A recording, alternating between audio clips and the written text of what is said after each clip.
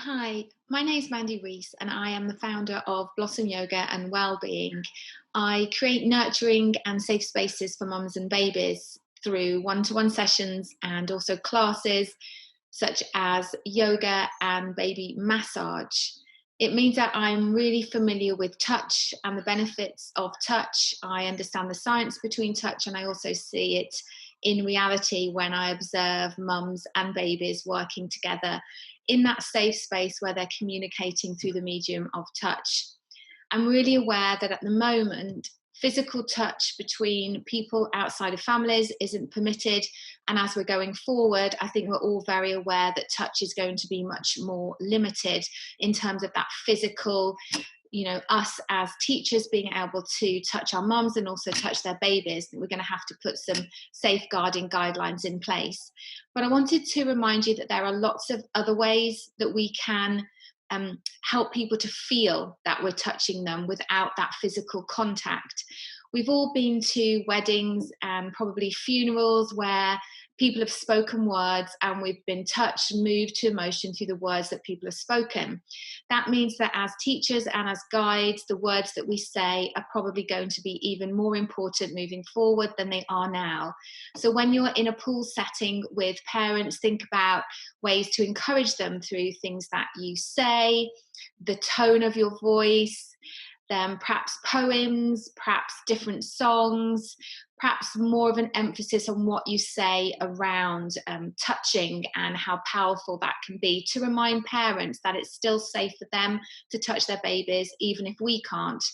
There's also ways that we can reach people and we can touch people through our body language. So much of our communication is through our body language rather than what we say or actually being able to be really close to somebody.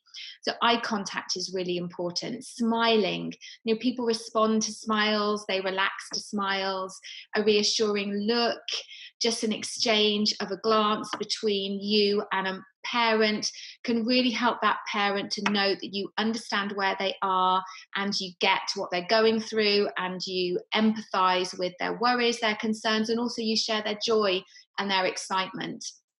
I think we are going to find that parents are a little more apprehensive about coming back to classes, about coming into group settings, and it's our role to guide them there so that they feel safe. And eventually, you will be able to touch parents, and I'm convinced we will get back to being able to guide them physically, to touch and to hold their babies. We are entering a place where the world is going to need reassurance, and we are in a really privileged position of being able to provide that guidance at the moment through the words that we say, the things that we write. So remember, there's email communication, anything you're putting out on social media, you can still be reinforcing the power behind touch, how important loving touch is at helping to settle babies into their new world and also helping parents to settle into their world as well. The way that you look at people, the way that you smile at people, and the way you talk about touch as well. We can still really talk about touch.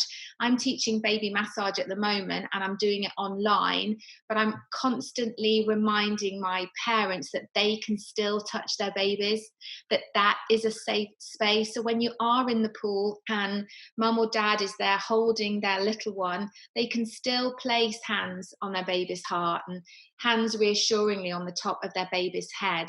That this time hasn't taken away parents' ability to touch their children. And we really want to make sure that we are creating the right language and environment where our parents still feel really safe and really comfortable about feeling that they can touch their babies. And I think it's difficult for us because I'm a naturally cuddly person. And when I see someone, I want to go up and I want to hold them. And standing back makes it difficult, but that doesn't mean that we still can't reach out and we still can't be those safe spaces. So I'm just encouraging you and reminding you that there are so many different ways of communicating without having to physically touch somebody. A smile makes a huge amount of difference.